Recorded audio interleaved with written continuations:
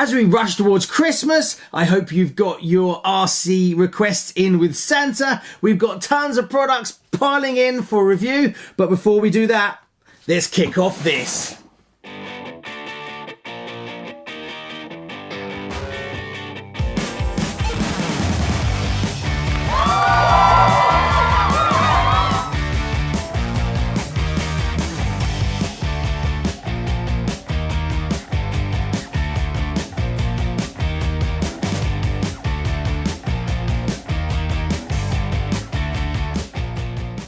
Hi and welcome to RC Kicks. On today's show, well, we're going to be building this, the brand new TD4 Super Avante by Tamiya. Now, if you don't know about this, you've been living under a rock, because since it was announced, it's been making waves, love it or hate it. Well, it dropped in the UK last week and I managed to get my hands on one, so we're going to build it. In this episode, we'll build up the chassis and get it alive and up and running, and in the next video, we'll build up the body.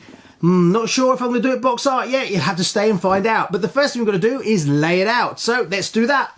There you go, all laid out, ready to go. Doesn't actually look that much. We've basically got A to L, bit of suspension, and that's kind of it. So it's one of those kits where it's not tons and tons of parts. So hopefully this won't take too long. Now we kick off with the chassis, page 4, number 1, where we fit the lovely snazzy anodized motor mount. Now I know space is limited with this motor. I'm not sure what I'm going to put in it yet. I'm a bit winging it, so we'll just crack on and we'll find out what motor I'm going to put in it when we get to it. Now before we start, I just wanted to show you my snazzy new Allen set from Core IC. Not sponsored by them, it's just you lot give me such a hard time about the tools that I use, that while I was out the other day I thought, hey, I'll treat myself. So I bought this with my own money, but they are very snazzy. Anyway, right, let's crack on and get this built.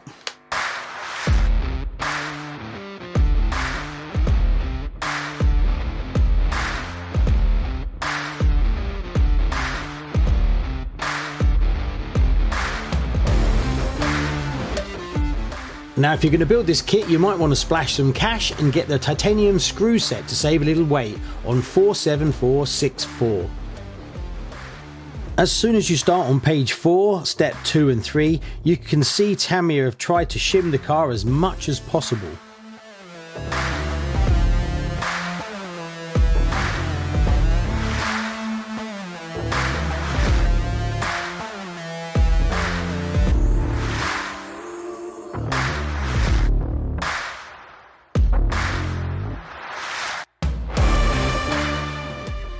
Step 2, page 4, building MA22 main shaft.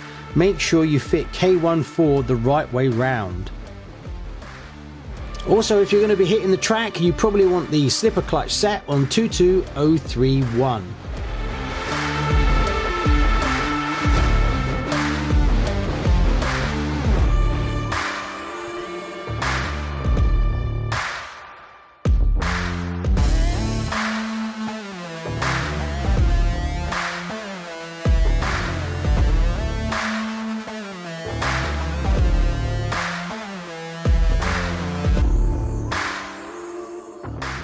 When I fitted the rear gears, I had an issue where when I was rotating it, I would have a rough section every rotation. Usually that's a sign something's wrong, and sure enough, I'd put the foam on the actual mount, but I'd put too much and it had bent it forward slightly. So make sure when you add your foam, you cut around the edge so it doesn't fold over. Otherwise, the motor plate will not sit flush with the chassis. And as you can see, it was rubbing on the spur gear.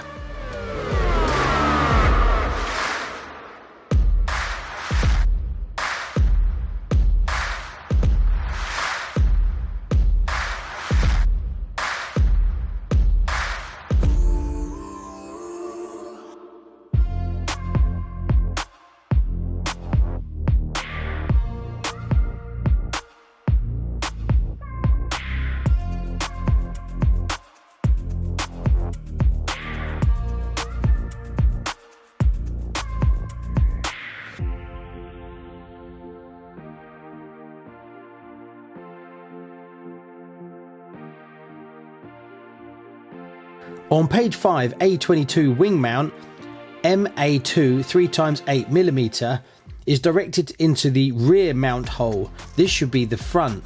As you can see, if you attach it as per the manual, it sticks out, whereas it should sit flush with both holes.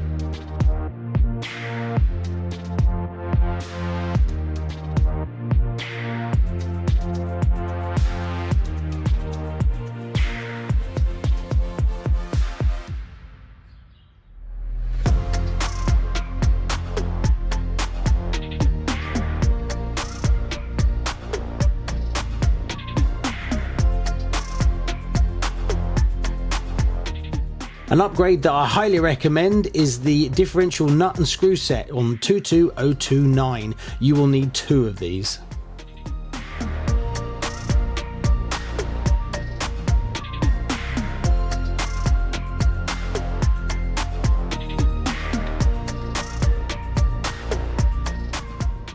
By now you realise that this is quite a serious kit by Tamiya, but I love that they've added exhausts. It's a little quirky thing that you wouldn't see on many other kits.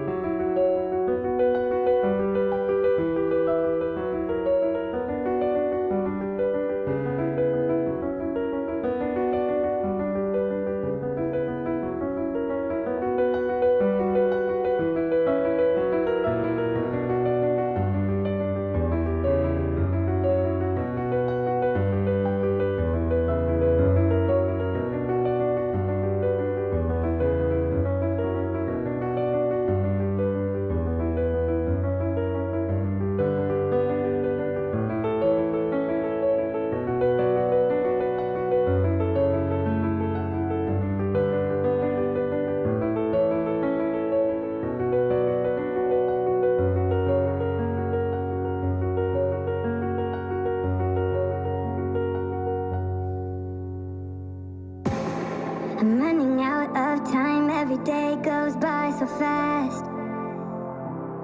And every moment counts, baby, I don't wanna miss a thing.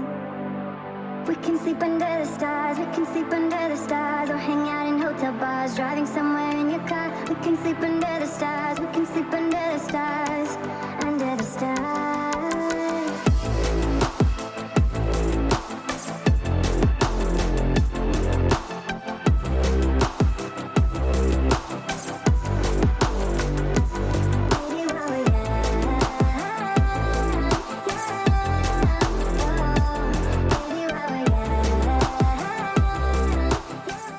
On page 10, step 17, don't forget to fit the MA10, A28 and MB4, like I did. So we're moving along at pace. That's basically the rear of the car all finished. I've got a GT tuned brushed motor in it. Fair enough. I'm not going to be running it loads, only probably once, twice a year, and I don't plan on leaning on it too hard, so that's good enough and it's fine. Next we move on to the electronics. We made it to page 10, number 17. I've got a Savox half height servo. Hi, Future Gav here. Just to let you know, yeah, the Savox servo didn't work out. It was too high, so I had to swap it out. So if you're building one of these, make sure you have a very shallow servo. Otherwise, you're going to be doing it again, like me. Anyway, back to past Gav. Servo and brushed ESC, and I'm going to be running my Futaba transmitter receiver, mainly because I just run out of Radio Link ones, so I'll have to order some more of those. I just placed an £80 order for bearings today because I'm running low on my bearings. So yeah, there's a continual burn of transmitters, receivers, servos and bearings. But hey, it's all part of the fun, right? Okay, now we carry on. We've got to move on to page 12, which is fitting the servo. So let's keep going. The steering servo does move around a little bit, so you probably want to upgrade to the aluminium servo stays on 22030.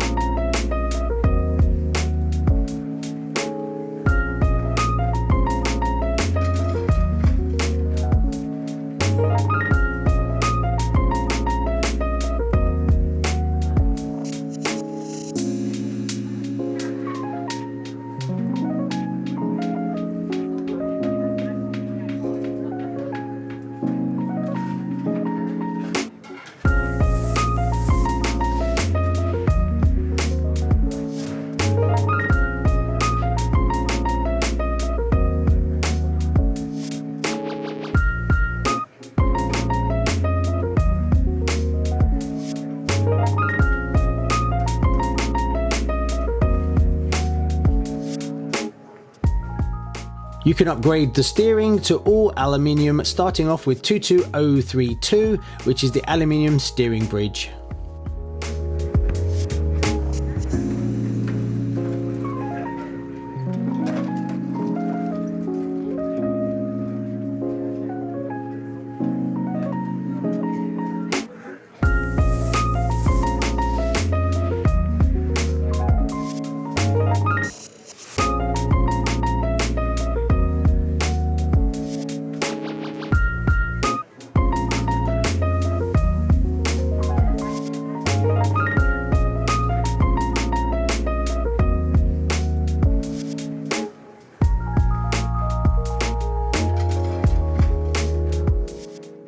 Now I found the stock TD4 Super Avante shocks to work pretty well, but if you want to upgrade you can pick up the Tamiya aeration oil-filled damper set.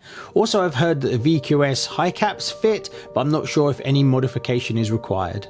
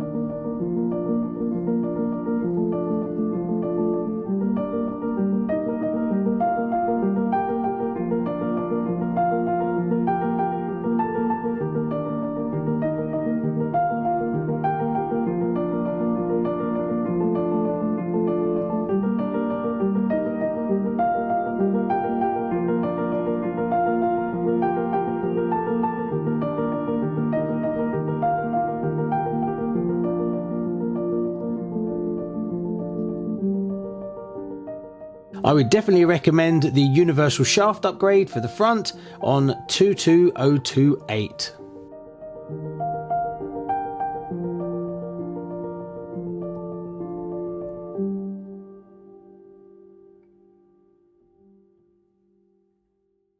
After a good few hours of labour, this is what you have to show for your efforts. And what's my feelings on it? Well, yeah, I really enjoyed it. It was very different. I was rushing to get it through, so that kind of took a little bit away from me. I did put in too many hours in one go, but I came back this morning all refreshed and yeah, finished it off and I actually really enjoyed it. It is different, so if you've built quite a few buggies, you're probably going to enjoy building this. It is different. Suspension out the box is pretty tuned reasonably well. The steering was a bit wayward, it's a bit all over the place, and the turning circle is very limited, so I'll have to look at that one and see if I can improve it. I'm guessing universal shafts at the front would probably be a better way to go. It's a bit of a shame they weren't in the kit. To try and improve the steering angle a little bit. One thing that I think they missed a touch on is when you put your diffs together, the bolt that goes all the way through, the cap at the other end is plastic in these ones. They should really have been aluminium, because it is very easy to over tighten them and ruin them, so your diffs are then too loose. I almost did that to myself on the rear one, but I managed to stop it. It's very easy to just overdo it, so be very careful on that front. You could definitely run a battery sideways, and you even have the extra pods that go on the side, but the body won't cover it. But being that it's four-wheel drive and there's so much more weight up the front, putting a battery across the back is going to give you so much back weight bias that it'll probably mess up your handling completely. But the option is there.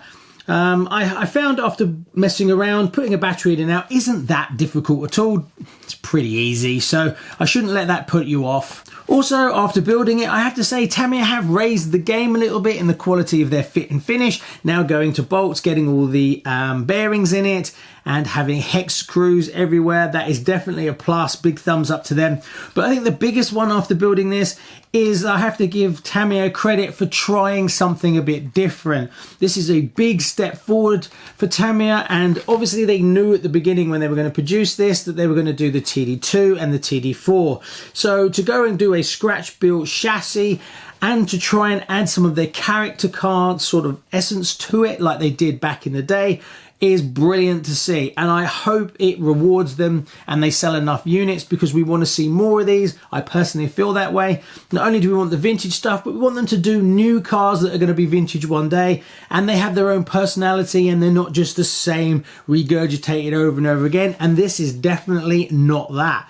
Now if you've built a TC01 like this one, you will know and you will see that there's part of the DNA in this went into this. You get the feeling that they took some of the design aspects that they tried in the TC01 and put it into this. Now, one thing the TC01 did suffer from a lot was space. It's very, very limited to get your electronics into a TC01. But on this one, it's not as bad. I wouldn't say you could just put in anything you like, but the space is reasonable. The biggest challenge I think you're going to get is the motor, the location. It's deep inside. I'm pretty sure I'm going to have to go back and shorten my motor wires and then solder it directly on, because when the body comes down, I think this is a bit of an issue. So now the chassis is built, it's time to turn our attentions to the body. Now, is it going to be box art? Well, we just have to wait and see. Anyway, just before we move on to the body, can you hit that like button if you enjoyed this content, as it really helps? And I'll see you on the next one. Thanks for watching.